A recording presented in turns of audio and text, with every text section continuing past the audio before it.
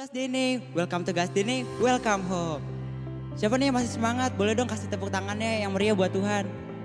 Sebelum kita memulai, aku mau ingetin nih buat 3B-nya, yaitu buka catatan, buka Alkitab, dan be excited. Sebelum kita mulai, yuk sama-sama kita bersatu dalam doa. Tuhan Yesus yang baik, terima kasih Tuhan buat penyertaan-Mu Tuhan hari ini Tuhan. Sebentar kami akan memuji dan menyembah-Mu Tuhan. Kiranya Kau sertai Tuhan, ibadah kami Tuhan dari awal pertengahan hingga akhir Tuhan. Terima kasih Tuhan, terima kasih.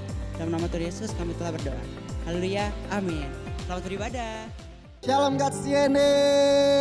Yang bersuka cita teman-teman boleh kasih tepuk tangan yang paling meriah dimanapun teman-teman ada saat ini. Yang mau memuji Tuhan yuk sama-sama kita lambaikan tangannya. Kita kasih tepuk tangan juga yang paling meriah sekali lagi dan katakan haleluya.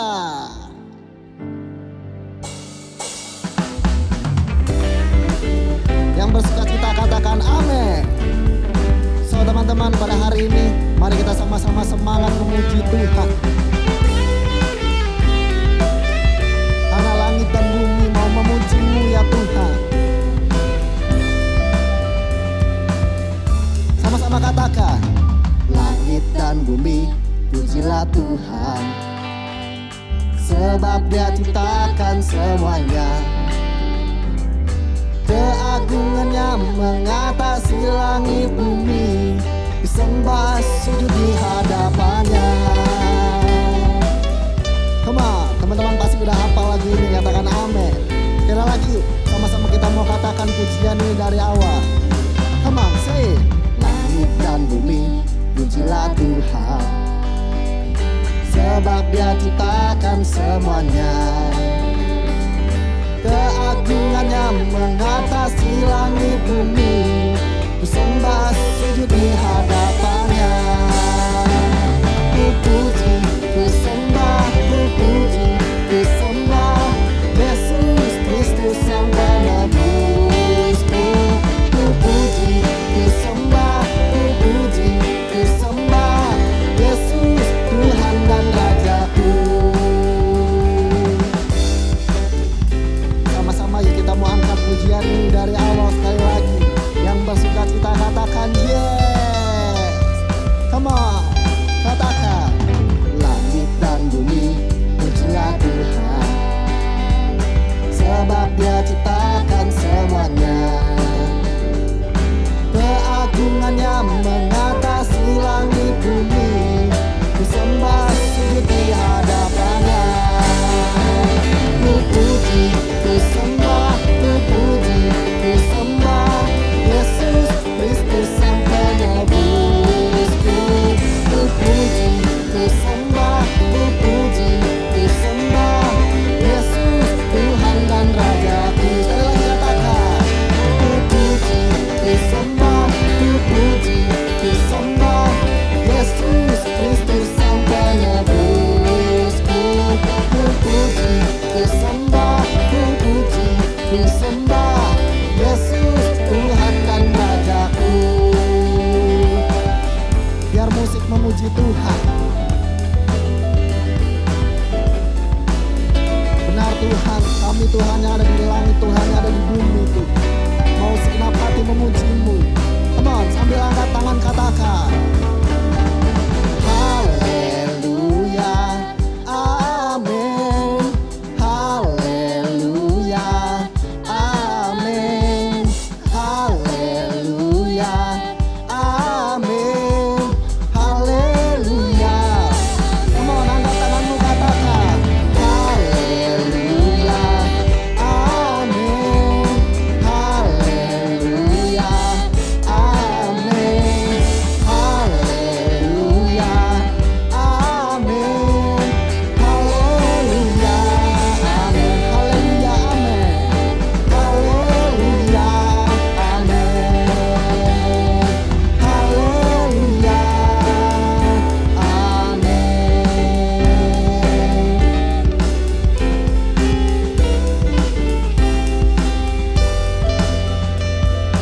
Kita kasih tepuk tangan yang paling meriah buat Tuhan Yesus Raja. Di atas segala raja serahkan haleluya. Yuk sama-sama teman-teman kita mau satukan hati kita. Kita mau lebih dalam lagi masuk dalam hadirat Tuhan. Kita mau tenggelam dalam hadirat-Nya. Terima kasih Tuhan Yesus, Tuhan Yesus. Kami begitu sukacita Tuhan, memuji-Mu Tuhan. Kini kami mau masuk Tuhan lebih dalam lagi ya Tuhan. Biar Engkau sendiri ya Tuhan yang melawat Tuhan anak-anak-Mu ya Tuhan. Dimanapun kami ada ya Tuhan. Terima kasih Tuhan Yesus, terima kasih ya Tuhan Yesus.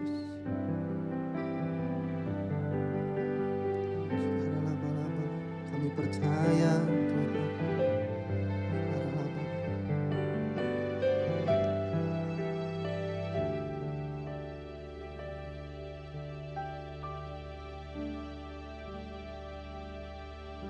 Di saat ku bimbang, saat ku tertekan, dan tak ada seorang pun mau menolongku.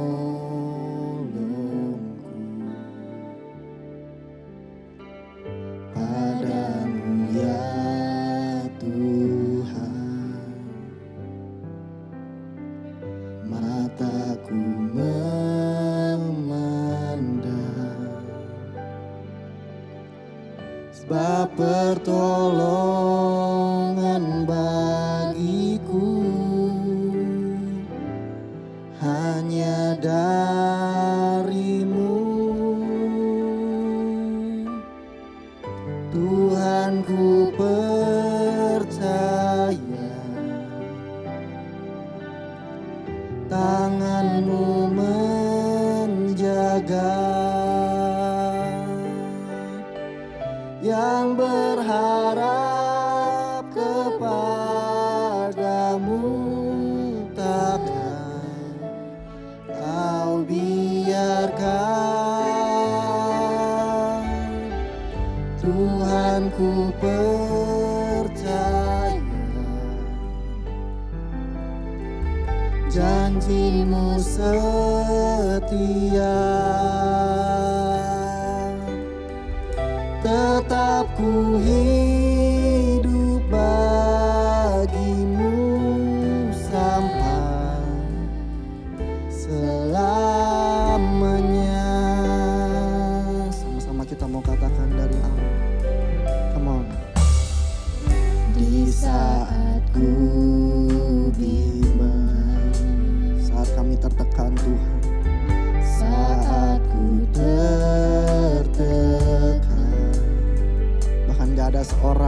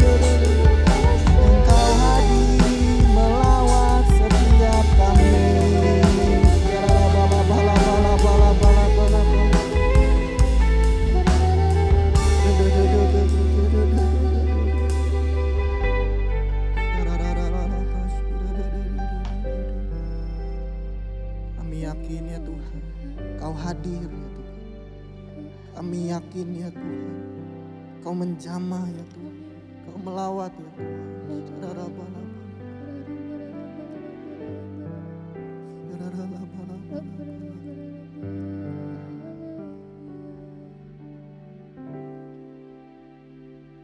Ku yakin Kau hadir di sini, ku rasakan kuasa yang tak terbatas. Ku yakin Kau nyata di sini, kemenangan terjadi di sini.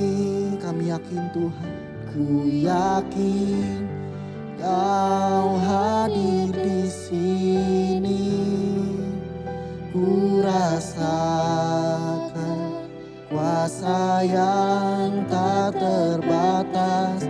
Ku yakin Kau nyata di sini, kemenangan terjadi di sini. Kami mau datang untuk menyembah-Mu ya Tuhan. Sama-sama kita katakan, ku menyembah dalam kudus hadirat-Mu.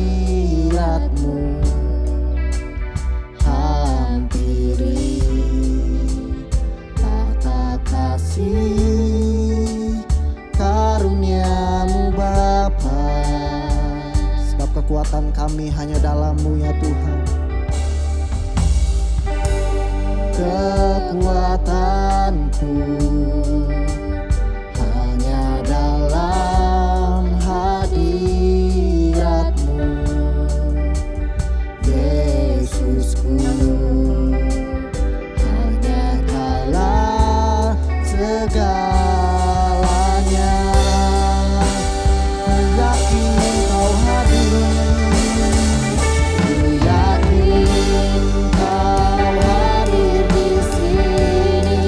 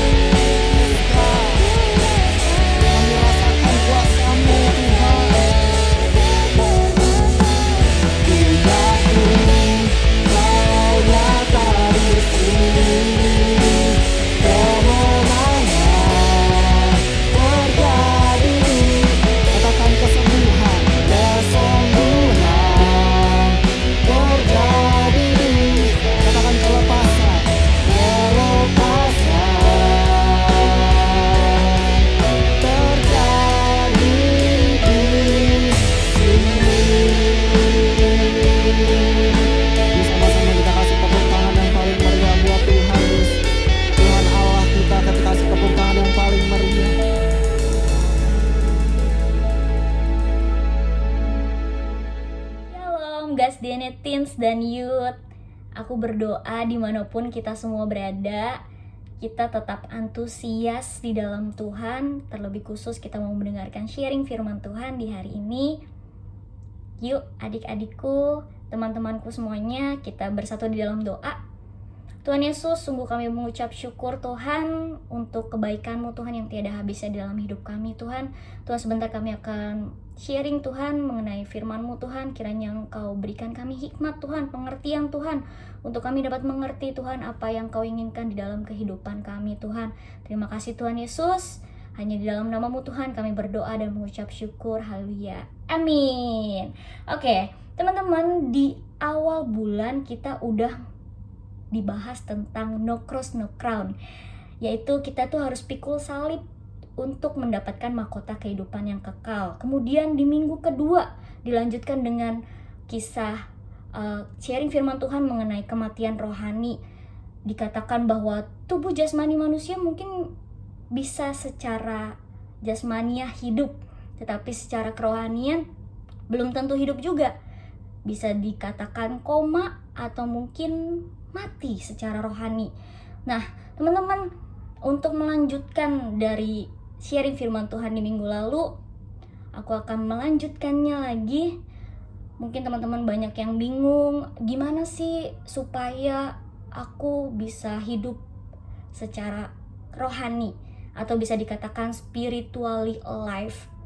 Teman-teman yang belum nonton ibadah minggu-minggu sebelumnya, khususnya di bulan April ini, kalian bisa nonton lagi. Aku sarankan juga untuk nonton supaya kalian bisa terima banyak perenungan. Oke teman-teman, membahas tentang spiritually alive ini, aku mau ajak teman-teman untuk buka di Wahyu 2. Di Wahyu 2 ayat yang kedua sampai kelima. Ayo sama-sama kita baca dan simak ya teman-teman. Di ayat yang kedua dikatakan, "Aku tahu segala pekerjaanmu, baik jerih payahmu maupun ketekunanmu.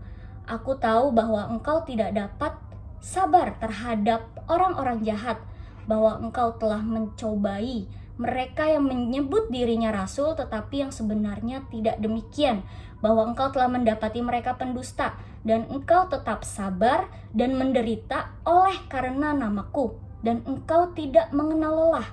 Namun demikian aku mencela engkau, karena engkau telah meninggalkan kasihmu yang semula." Di ayat yang kelima dikatakan, "Sebab itu ingatlah betapa dalamnya engkau telah jatuh. Bertobatlah dan lakukanlah lagi apa yang semula engkau lakukan.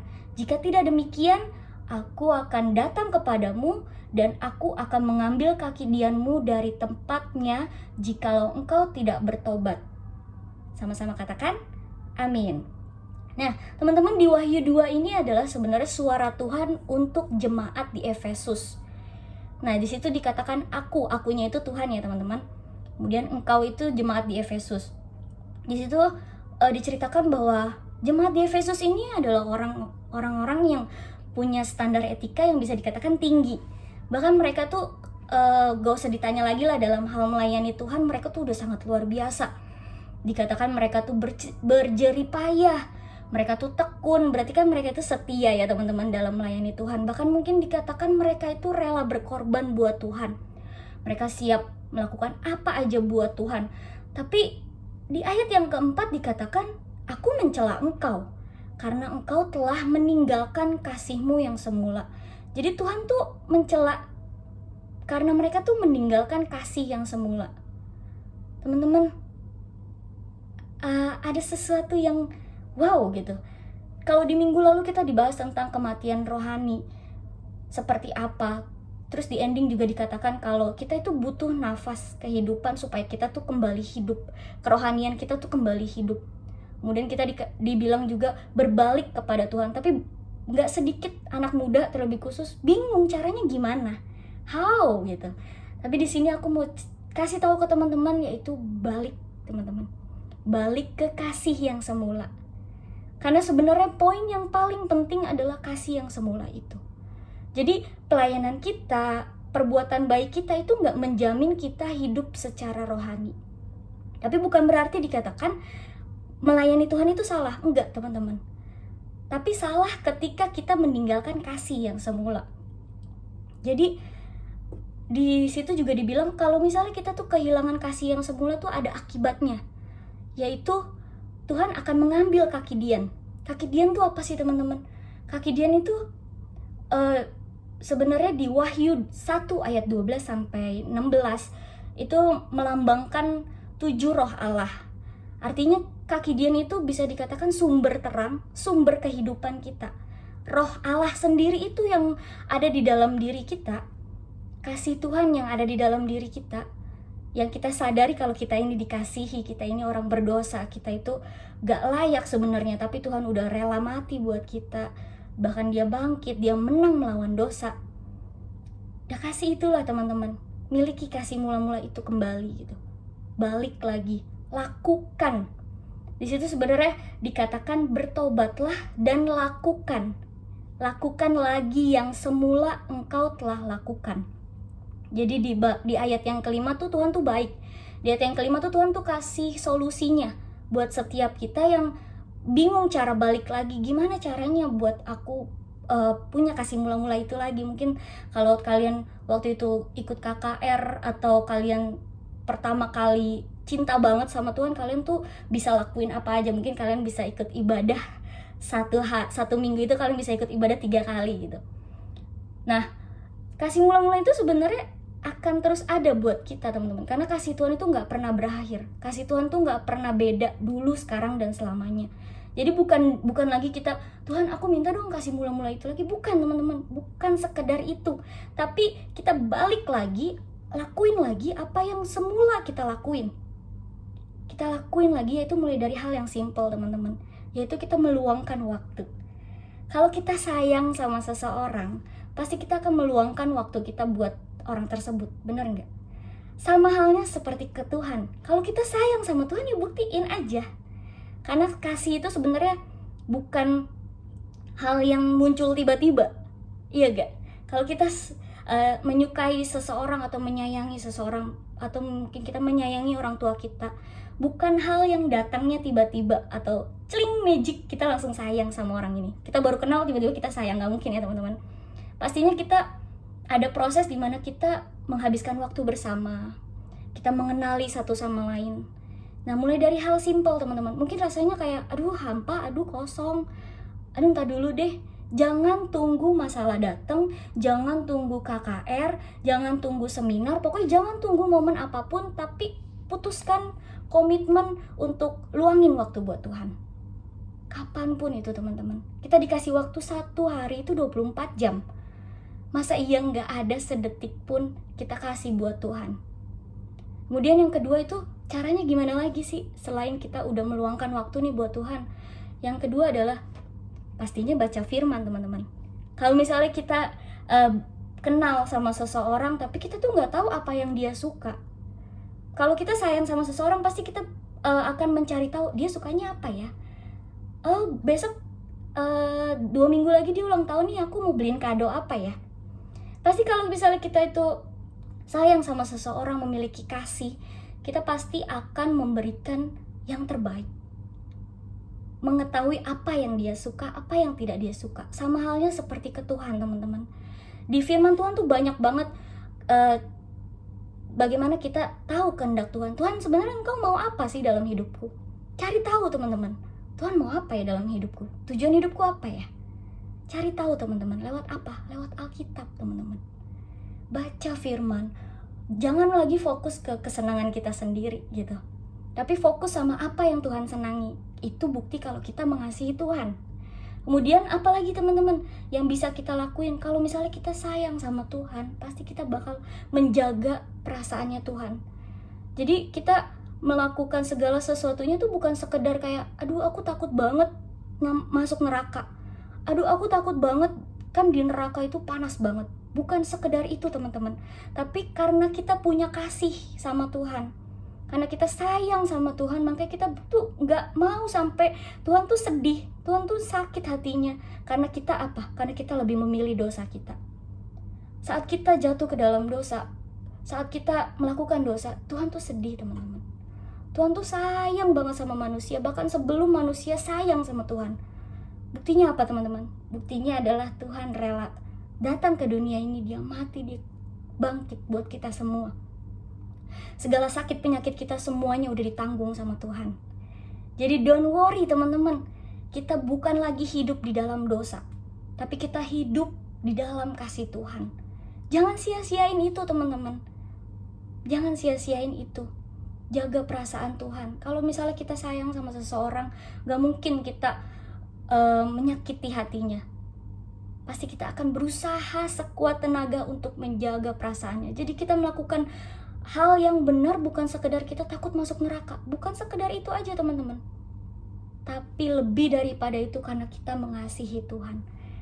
Sebab ada hukum yang terutama teman-teman. Kasihilah Tuhan Allahmu dengan segenap hatimu.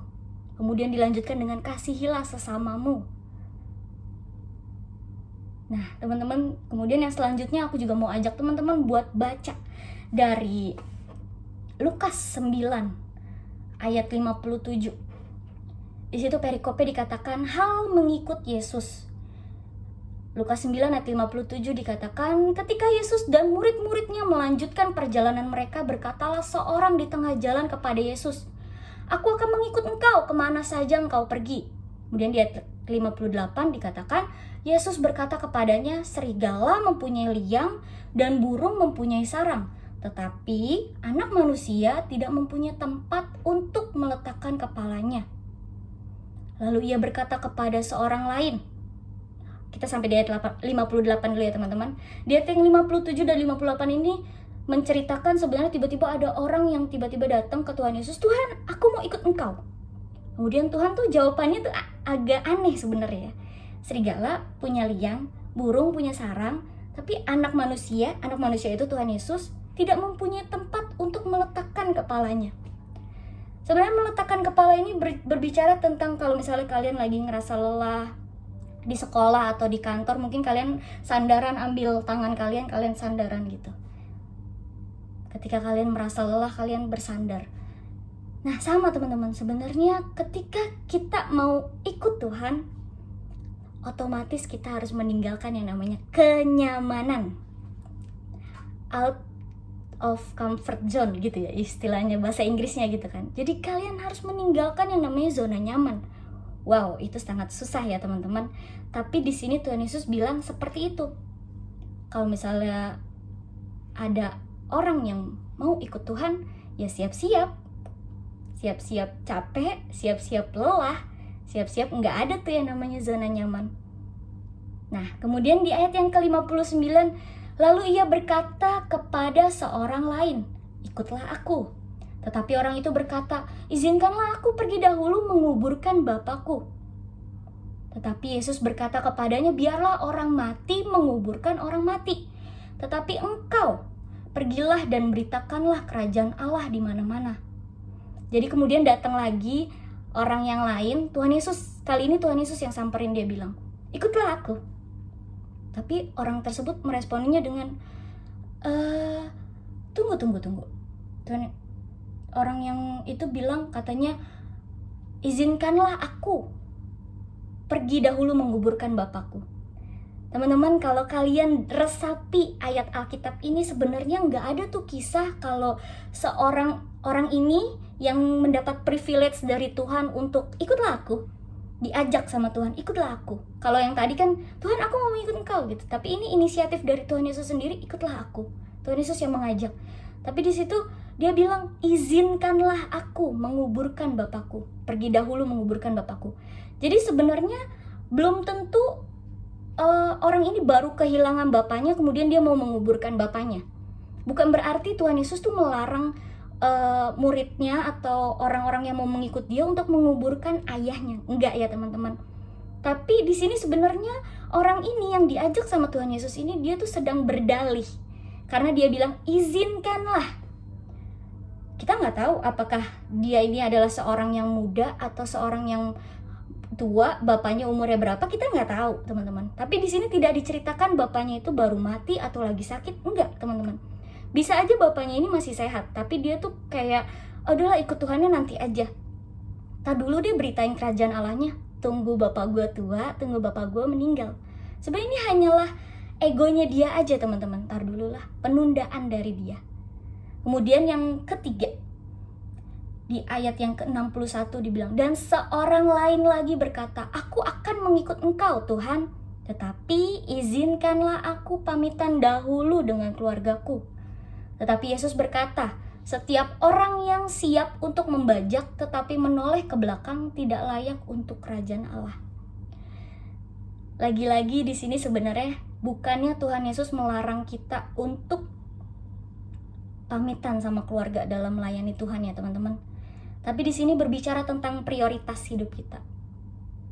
Di sini berbicara tentang hal yang menjadi fokus utama dari orang ini. Orang ini bilang, izinkanlah aku pamitan dahulu dengan keluargaku.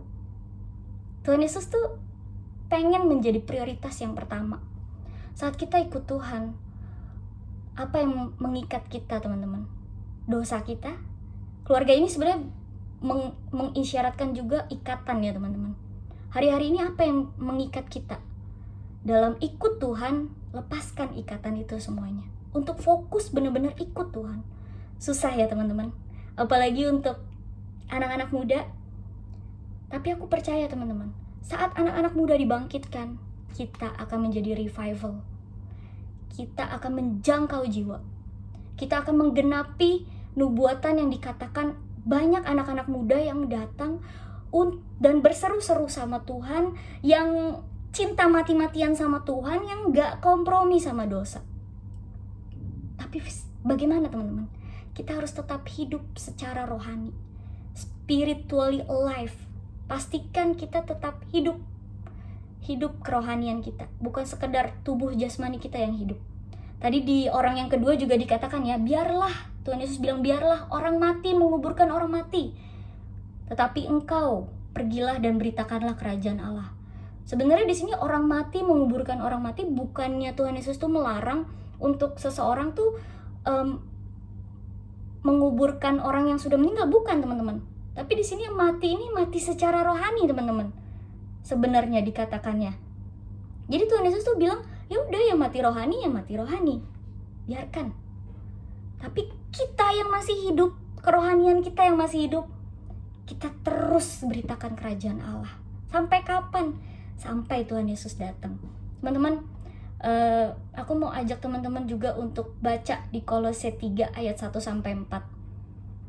Karena itu, kalau kamu dibangkitkan bersama dengan Kristus, carilah perkara yang di atas, di mana Kristus ada, duduk di sebelah kanan Allah. Pikirkanlah perkara yang di atas, bukan yang di bumi.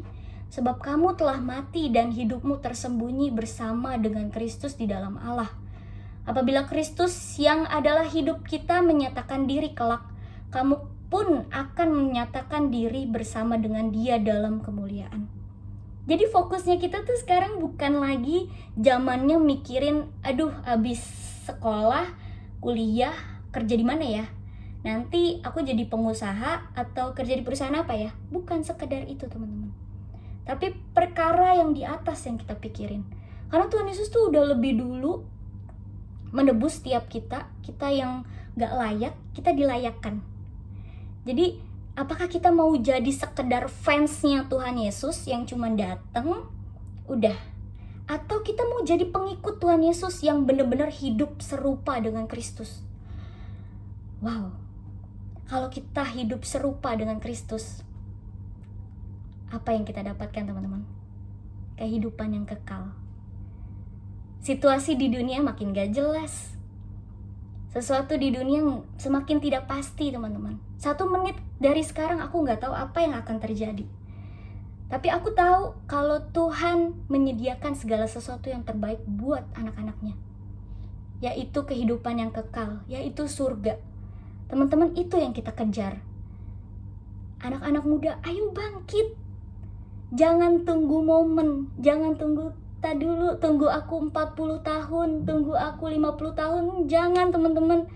Justru energi anak-anak muda itu sangat Tuhan butuhkan. Energi anak-anak muda itu untuk menjangkau jiwa sebanyak-banyaknya. Buat surga penuh, bukan neraka yang penuh. libatkan Tuhan dalam segala sesuatu kehidupan kamu. Apapun yang kamu perbuat, semuanya libatkan Tuhan. Tuhan yang ajaib, izinkan Tuhan yang ajaib untuk melakukan hal yang ajaib di hidup kita. Apa yang menjadi pergumulan kita? Sekolah, kuliah, pekerjaan. Tuhan kita ajaib.